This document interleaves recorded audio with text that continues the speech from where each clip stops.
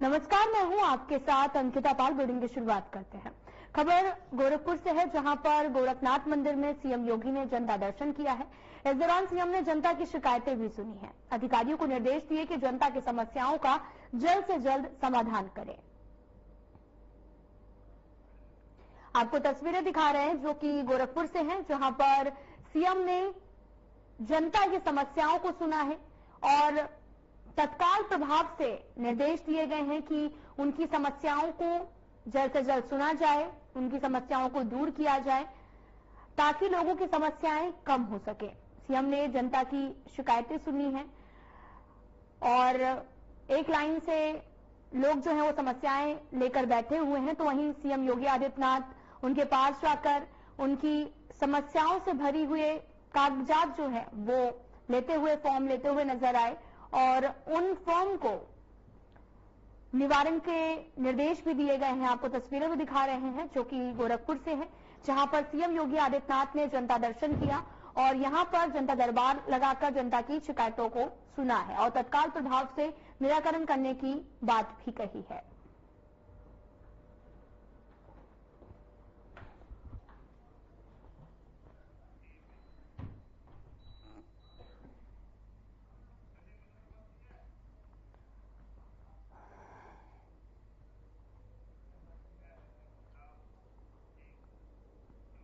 तो वहीं दिल्ली के स्वामीनारायण अक्षरधाम मंदिर में विजयदशमी के पावन अवसर पर भव्य विश्व शांति महायज्ञ का आयोजन किया गया है। इस आध्यात्मिक अनुष्ठान में दुनिया में शांति स्थापित करने की भावना के साथ ही 114 यज्ञ कुंडों की पवित्र आहुतियां भी दी गई हैं। इस महोत्सव में बड़ी संख्या में भक्तों ने उत्साहपूर्वक भाग लिया और वरिष्ठ संत भी शामिल हुए हैं।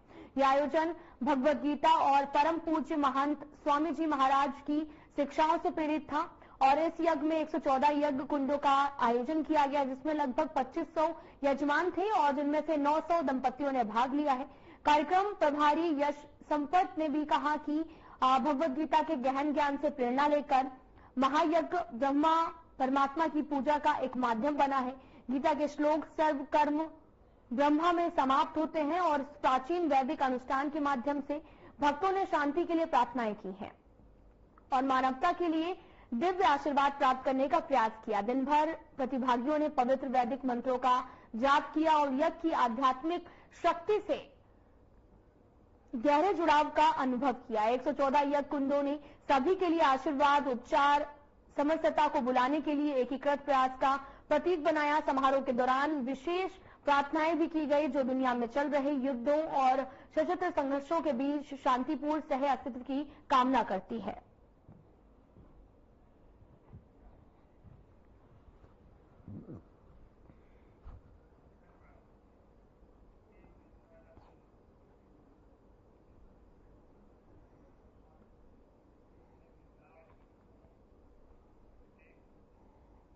गौतम बुद्ध नगर की आपको बता चले कि पुलिस कमिश्नर लक्ष्मी सिंह के निर्देश पर पुलिस प्रशासन ने विजयदशमी के मौके पर सूरजपुर थाना क्षेत्र में लगने वाले मेले का निरीक्षण किया। साथ ही मेला आयोजकों और स्थानीय नागरिकों ने जो ये चर्चा भी की है और इस मौके पर गौतम बुद्ध नगर मुख्यालय के अपर पुलिस आयुक्त बबलू और साथ ही आपको बताते चले कि डीसीपी सेंट्रल शक्ति मोहन अवस्थी और एसीपी तृतीय सेंट्रल नोएडा वीएस वीर कुमार मौजूद रहे हैं और मेले की सुरक्षा व्यवस्था को देखते हुए थाना प्रभारी को निर्देशित भी किया गया था कि मेले में सभी पुलिसकर्मी सतर्क रहे और पुलिस कर्मियों ने सख्ती से आदेशों का पालन भी किया है और मेले में शांति व्यवस्था बनाए रखी।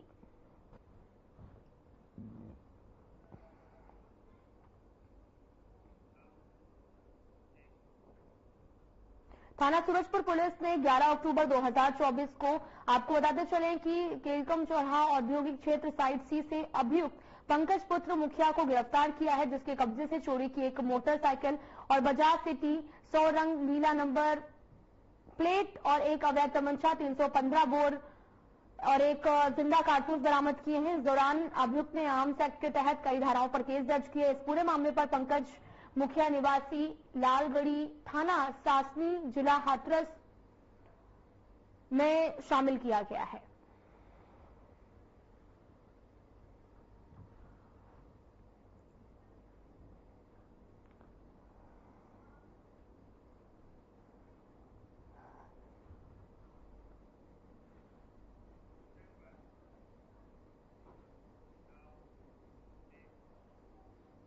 गोरखपुर में सीएम योगी आदित्यनाथ शनिवार को गोरखपुर में विजयदशमी के पावन अवसर पर श्री गोरखनाथ मंदिर के तत्वाधान में आयोजित भव्य विजय शोभा यात्रा में शामिल हुए हैं। इस मौके पर सीएम योगी ने कहा कि श्रीनाथ जी की कृपा सभी पर बनी रहे, सभी का कल्याण हो। इसी के साथ गोरखनाथ मंदिर परिसर में विद्यमान देव विग्रहों की विधि विधान से पूजा अर्चना कर लोक मंगल हेतु कामना करें।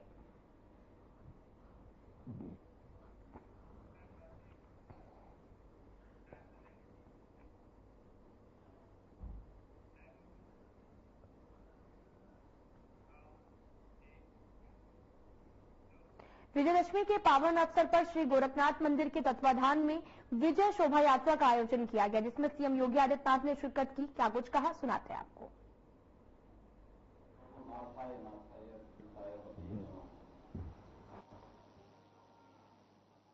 बोलिए मर्यादा पुरुषोत्तम भगवान श्री राम की, मर्यादा पुरुषोत्तम भगवान श्री राम की, बांके बिहारी श्री कृष्ण भगवान की, बांके बिहारी श्री कृष्ण भगवान की, बाबा गोरखनाथ की, बाबा गोरखनाथ की, नमः पार्वती पति।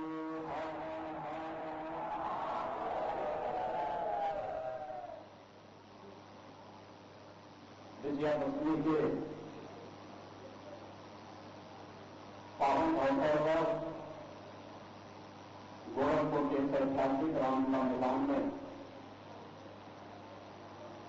मर्यादा पुरुषोत्तम भगवान श्री राम के राज्याभिषेक के लिए आयोजित आज के समारोह में मंच पर उपस्थित हमारे सभी सम्मानित पूज्य संतजन, गोरखनाथ मंदिर के जो पुजारी हैं, वरिष्ठ पुजारी योगी कमलनाथ जी हैं, अयोध्या धाम से पधारे हैं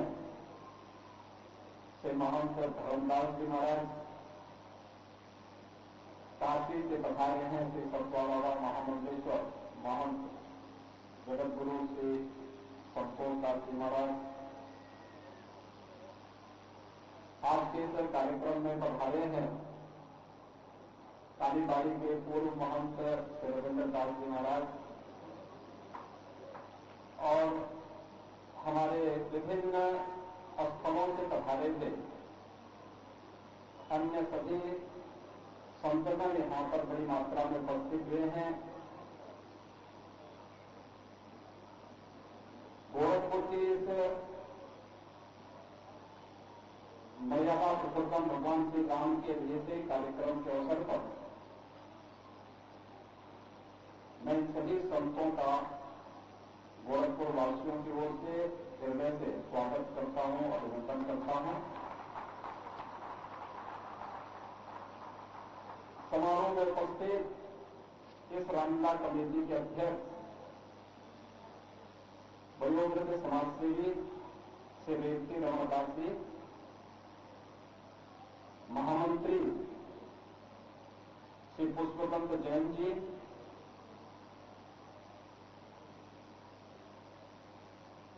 कमेटी के उप मंत्री श्री राजीव रंजन अग्रवाल जी, श्री दीपक अग्रवाल जी, कोषाध्यक्ष श्री मनीष अग्रवाल जी, संग्रह सर उत्तर प्रदेश के वरिष्ठ उद्योगपति और समाजसेवी श्री चंद्र प्रकाश अग्रवाल जी, शोभित मोहन दास जी, गोरखपुर के महापौर डॉक्टर मंगलेश श्रीवास्तव जी,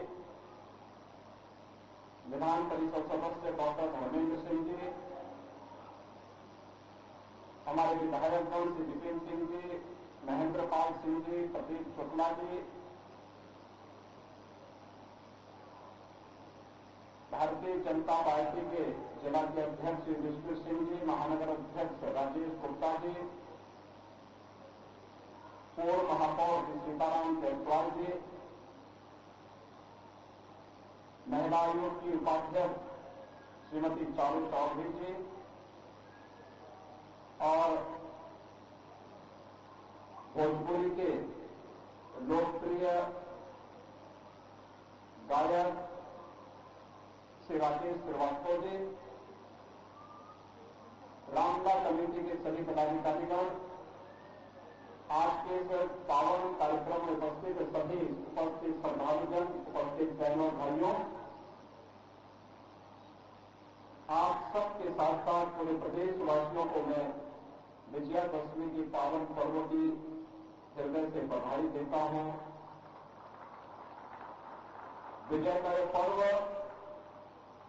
आपके व्यक्तिगत जीवन में, आपके सार्वजनिक जीवन में सदैव इसी प्रकार से आपको उत्साहित करता रहे, आपके जीवन में हर्ष और उमंग का माहौल पैदा करता रहे, इसकी भी मैं कामना करता हूं।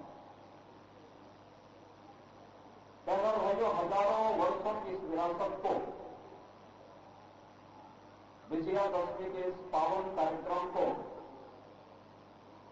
अपने ही इष्ट के श्री चरणों में समर्पित करते हुए उनके राज्याभिषेक के साथ आप सभी गोरखपुरवासी मनाते हैं। कल्पना करिए,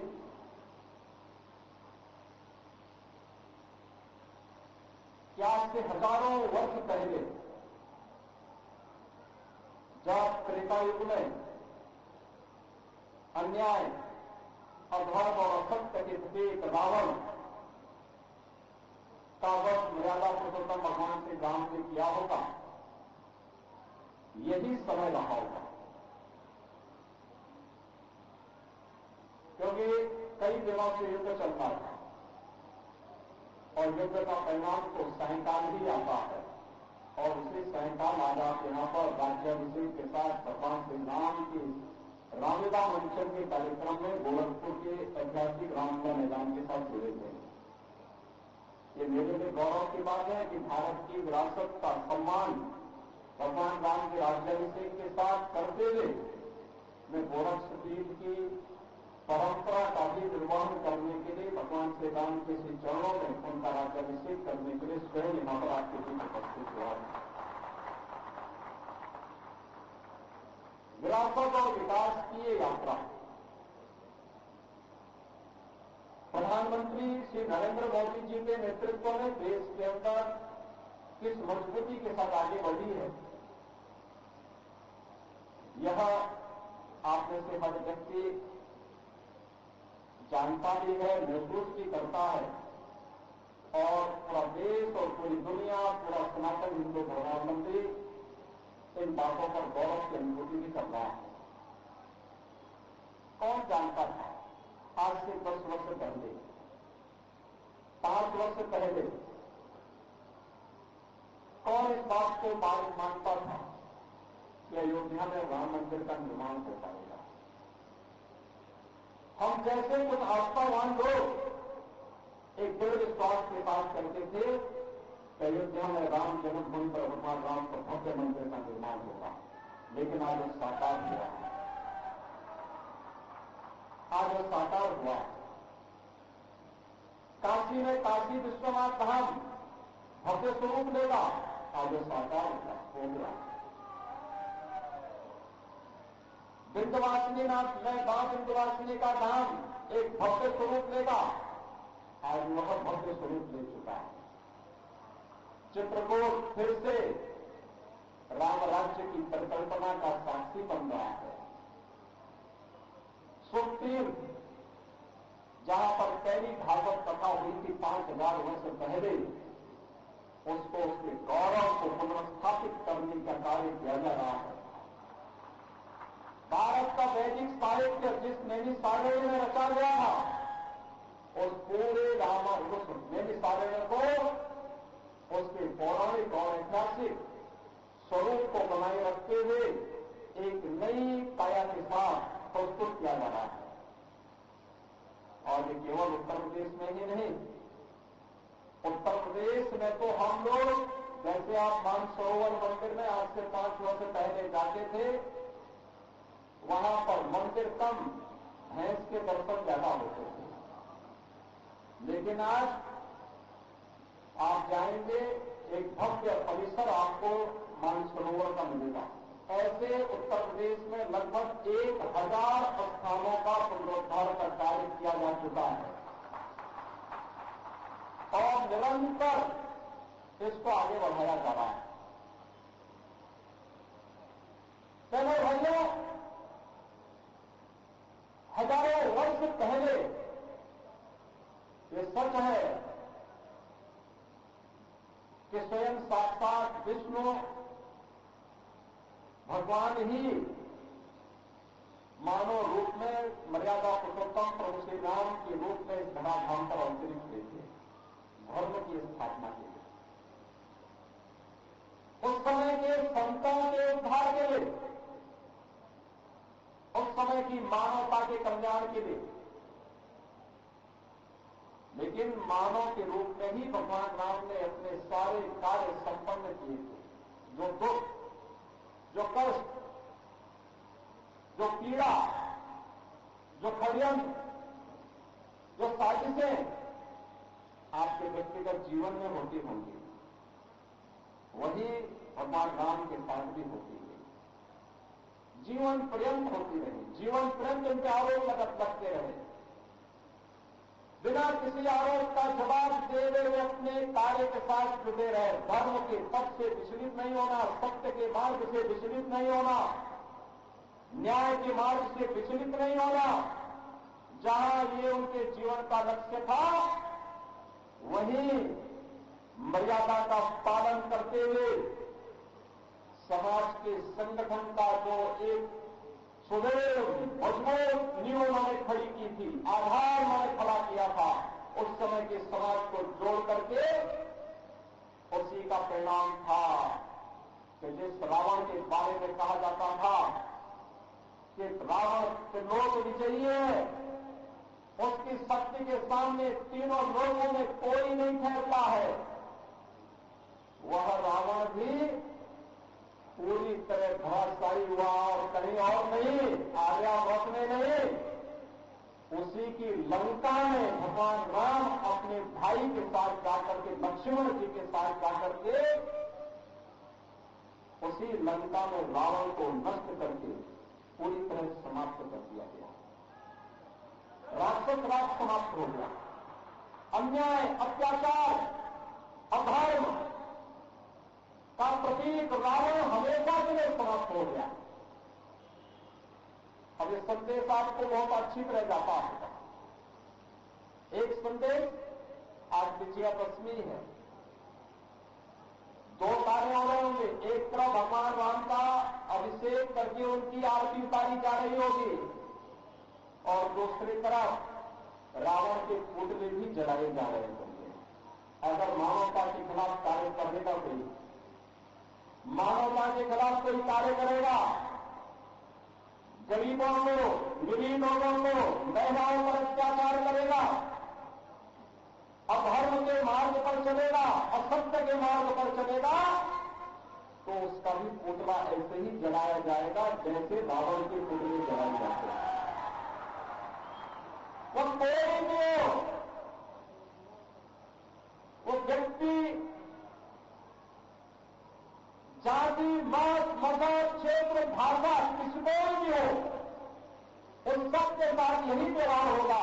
ये समाज उसके साथ यही व्यवहार करेगा और जो भी धर्म, सत्य और न्याय के मार्ग पर चलेगा, मानवता के कल्याण का मार्ग प्रशस्त करेगा, विरासत और विकास की यात्रा में सहभागी बनेगा, वह राम के रूप में, माता जानकी के रूप में, वीर व लक्ष्मण के रूप में, भक्तवत्सल हनुमान जी के रूप में उसकी पूजा ऐसे ही होती रहेगी जैसे आज हम मर्यादा पुरुषोत्तम भगवान श्री राम का, माता जानकी का, लक्ष्मण जी का, हनुमान जी की आरती पार करके उनका स्वागत कर रहे हैं, उनका अभिनंदन कर रहे हैं, उनका अभिषेक कर रहे हैं और उनकी आरती उतार रहे हैं। जो भी मानवता के कल्याण का मार्ग प्रशस्त करेगा, उनकी रक्षा का मार्ग प्रशस्त करेगा, अपनी विरासत के संरक्षण का कार्य करेगा, उसका इसी प्रकार से अभिनंदन होगा। सीएम योगी आदित्यनाथ गोरखपुर पहुंचे थे, जहां पर उन्होंने लगातार संबोधित किया। और साथ ही यहां पर आपको ये भी बताते चले कि गोरखनाथ मंदिर पहुंचे थे, जहां पर उसके पहले भी आपको बताते चले कि मां भारती की उपासना और सेवा को समर्पित राष्ट्रीय स्वयंसेवक संघ अपने ऐतिहासिक 100वें वर्ष में प्रवेश कर रहा है। इस मौके पर संघ के आपको बताते चले कि सर संचालक मोहन भागवत ने नागपुर में संघ मुख्यालय में विजयदशमी के अवसर पर शस्त्र पूजा की है। इस दौरान आरएसएस के सभी स्वयंसेवक बंधुओं को मोहन भागवत ने हार्दिक बधाई दी और आनंद शुभकामनाएं भी दी हैं। महिला अत्यंत विपरीत परिस्थिति में राज्य चलाती है, रणनीति के कौशल का परिचय देती है, अपने राज्यों को संभालती ही है, परंतु अखिल भारतीय दृष्टि होने के कारण सारे देश में धर्म संस्कृति का उत्थान हो, इस दृष्टि से जगह जगह मंदिर बनवाती है, घाट बनवाती है, धर्मशालाओं का पुनरुज्जीवन करती है। और इस प्रकार संस्कृति संरक्षण में, धर्म संरक्षण में स्वयं निष्पृह रह के अपने लिए कुछ न करते हुए और एक आदर्श उपस्थित करती है राज्यकर्ता का भी और भारतीय नारी के कर्तृत्व का एक फिर प्रतीक ऐसा उनके जीवन के निमित्त हमारे सामने खड़ा होता है, उनका हम स्मरण करते हैं। ऐसे ही स्वामी महर्षि दयानंद सरस्वती का 200वां जन्म जयंती का वर्ष चल रहा है। हम जानते हैं कि लंबी गुलामी के बाद भारत का जो पुनरुत्थान शुरू हुआ, उस पुनरुत्थान के पीछे जो शक्तियां थी, उनमें से एक स्वामी दयानंद सरस्वती है। लोगों में सही धर्म क्या है, उसका सत्य प्रकाश उनके बुद्धि में जाए, अपने मूल को समझकर काल सुसंगत धर्म का आचरण वो करे और अपने लिए स्वतंत्रता प्राप्त कर ले। इसलिए जनों की जागृति का एक महाप्रयास उन्होंने किया। उसकी प्रेरणा में से आगे चल के भारत के जीवन के सभी क्षेत्रों में कई प्रकार के आंदोलन भी हुए। ऐसा एक पुण्य चरित्र, उनके भी स्मरण का आज वर्ष है। स्वतंत्र देश होना है, देश वैभव संपन्न होना है, तो प्रजा में चारित्र चाहिए। अभी अध्यक्ष महोदय जी ने जिस दैवी गुण संपद का उल्लेख किया, अभयम सत्व संशुद्धि, वही है व्यक्तिगत और सामाजिक चारित्र, राष्ट्रीय चारित्र, जिनके बलबूते देश बड़ा होता है। पाबना में, आज के बांग्लादेश में। फिलहाल इस वीडियो में इतना ही। नमस्कार।